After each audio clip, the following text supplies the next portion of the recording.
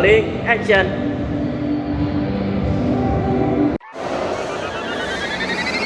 Hai friends, kalian tahu nggak sih kalau dulu sebelum tahun 1950-an, Indonesia itu sudah menerapkan dua sistem pemerintahan yang berbeda. Yang pertama presidensial, yang kedua itu parlementer. Nah selanjutnya pada tahun 1950 sampai tahun 1959, Indonesia itu menerapkan sistem demokrasi liberal. Nah, apa sih demokrasi liberal itu? Nah, jadi demokrasi liberal adalah sebuah sistem politik yang menganut kebebasan individu. Secara konstitusional, demokrasi liberal ini juga dapat diartikan sebagai hak-hak individu yang diberikan oleh kekuasaan pemerintah. Nah, demokrasi liberal ini juga dapat diartikan sebagai atau menganggap bahwa hak-hak individu ini diberikan secara setara tanpa membedakan agama, suku, ras, dan lain-lainnya. Nah, teman-teman tahu nggak sih apa saja kebijakan yang diambil untuk sistem ekonomi pada saat demokrasi liberal ini? Pemikiran ekonomi pada tahun 1990-an pada umumnya merupakan upaya mengembangkan struktur perekonomian kolonial menjadi perekonomian nasional. Hambatan yang dihadapi dalam mewujudkan hal tersebut adalah sudah berakarnya sistem perekonomian kolonial yang cukup lama. Warisan ekonomi kolonial membawa dampak perekonomian Indonesia banyak didominasi oleh perusahaan asing dan ditopang oleh kelompok etnis Cina sebagai penggerak perekonomian Indonesia.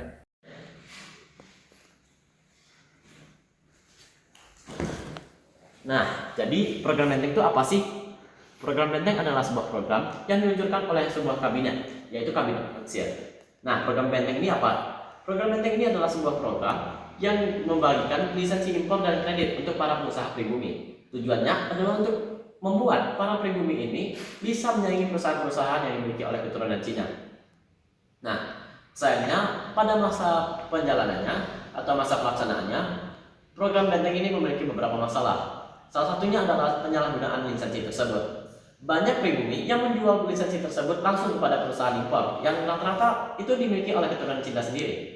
Dan bahkan ada juga kerjasama yang namanya Alibaba. Nah, perusahaan Alibaba itu apa sih? Perusahaan Alibaba adalah sebuah perusahaan yang dibuat berdasarkan kerjasama antara pribumi dan Cina. Ali merupakan pribumi dan Baba adalah Cina. Nah, jadi gimana sih maksudnya? Perusahaan Alibaba dimiliki oleh perusahaan Cina, orang keturunan Cina. Nah, mereka meminjam nama pribumi untuk mendapatkan lisensi impor yang kemudian dapat memberikan mereka sebuah akses untuk melakukan impor yang nanti akan dijalankan oleh keturunan Cina itu sendiri. Nah, usaha lain yang dilakukan pemerintah untuk meningkatkan pengusaha pribumi dilakukan melalui gerakan ASAAT. Gerakan ASAAT ini dia memberikan perlindungan khusus bagi warga negara dalam segala aktivitas usaha di bidang Indonesia asli, perekonomian dari persaingan dengan pengusaha asing pada umumnya dan warga keturunan Cina pada khususnya. Dukungan dari pemerintah terhadap gerakan ini terlihat dari pernyataan yang dikeluarkan oleh pemerintah pada Oktober tahun 1956 bahwa pemerintah akan memberikan lisensi khusus pada pengusaha pribumi. Nah, tapi pengusaha pribumi ini dia tidak suka dengan kalangan Cina sampai-sampai menjarah tokoh-tokoh Cina. Nah, gerakan ASAAT ini perlindungan khusus untuk pengusaha pribumi pada kesimpulannya. Dampaknya itu dia memicu konflik sosial dengan warga keturunan Cina.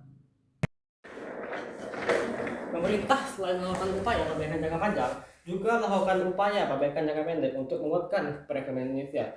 Salah satunya adalah mengurangi jumlah uang yang beredar dan mengatasi defisit anggaran. Untuk itu pada tanggal 20 Maret 1910, Menteri Keuangan Syarfuddin Prawiran Egara mengambil kebijakan memotong uang dengan memberikan nilai setengahnya untuk mata uang yang mempunyai nominal Rp2,50 ke atas. Kebijakan ini dikenal dengan istilah gunting Syarfuddin. Gunting Syarfuddin pada tahun 1910, pemotongan nilai mata uang di atas Rp2,50 menjadi taruh untuk mengurangi uang beredar dan menekan defisit.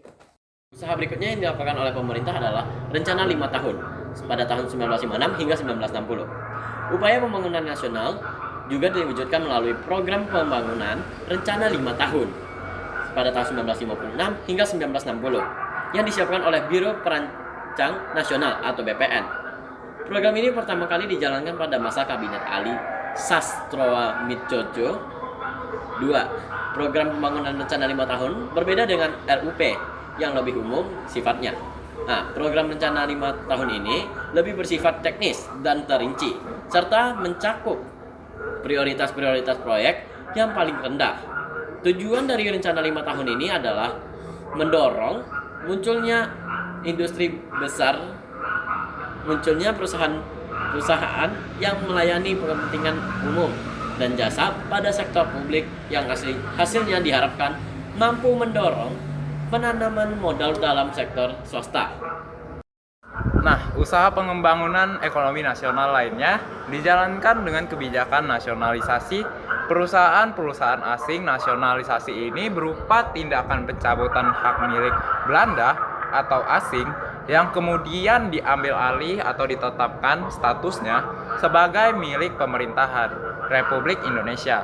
Nah, pengalihan hak milik modal asing sudah dilakukan sejak pengakuan kedaulatan pada tahun 1949.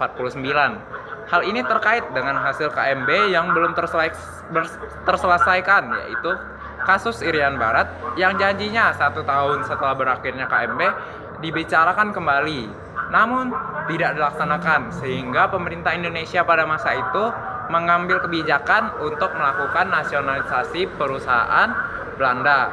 Nah, sejak tahun 1957, nasionalisasi yang dilakukan pemerintah terbagi dalam 2 tahap. Pertama, tahap pengambilan penyitaan dan penguasaan atau sering disebut di bawah pengawasan. Kedua, pemerintah mulai mengambil kebijakan yang pasti, yaitu perusahaan-perusahaan yang diambil alih itu kemudian dinasionalisasikan. Tahap ini dimulai pada Desember 1958 dengan dikeluarkannya UU tentang nasionalisasi perusahaan-perusahaan milik Belanda di Indonesia. Nah, nasionalisasi perusahaan-perusahaan Belanda tersebut terlaksana pada 1957 sampai 58. Nah, perusahaan diambil alih oleh Belanda. Nah, akibat konflik Irian Barat, perusahaan Belanda diambil alih Indonesia. Pada masa Kabinet Ali, keadaan ekonomi yang semakin memburuk, maraknya korupsi dan inflasi menunjukkan gejala membahayakan. Pada masa Kabinet Wilopo, adanya kondisi krisis ekonomi yang disebabkan karena jatuhnya harga barang-barang ekspor Indonesia, sementara kebutuhan impor terus meningkat. Nah, pada masa Kabinet Sudirman, ada sebuah kebijakan yang diambil, yaitu untuk menandatangani program MSA yang diberikan oleh Amerika Serikat. Nah, MSA itu apa sih? MSA adalah sebuah program bantuan Amerika Serikat kepada negara-negara yang membutuhkan dana untuk pembangunan perekonomiannya. Nah, bantuan tersebut dilancarkan oleh Amerika Serikat untuk menarik simpati negara lain dan membatasi penyebaran ideologi komunisme. Nah, program MSA ini memberikan kesempatan bagi Indonesia untuk mengembangkan ekonominya yang sangat-sangat terpuruk. Namun, dikarenakan adanya penandatanganan ini pada tahun 1951 dianggap bertentangan dengan politik luar negeri bebas dan aktif yang dimiliki oleh Indonesia. Dikarenakan Indonesia menerima bantuan dari Amerika Serikat, sehingga menilai memihak blok barat dalam perang dingin. Hal ini jugalah yang nantinya akan menyebabkan jatuhnya Kabinet Sudirman. Kabinet Juanda terdapat sebuah program yang dilaksanakan, yakni program Pancakarya. Nah, program Pancakarya ini dilaksanakan untuk mengembalikan atau memperjuangkan kembali Irian Barat yang sangat-sangat terpuruk ketika menghadapi masalah ekonomi serta keuangan, dan juga untuk menghadapi pergolakan yang terjadi di daerah.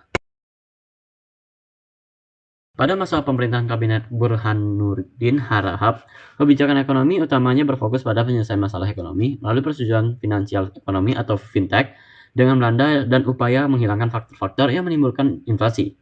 Meskipun begitu, tidak ada kebijakan ekonomi spesifik yang terperinci dalam program kerjanya, selain pemberantasan korupsi dan desentralisasi. Program ekonomi ini juga diarahkan untuk mendukung pembangunan ekonomi secara umum. Namun, gagal untuk mengatasi inflasi yang cukup tinggi pada saat itu juga.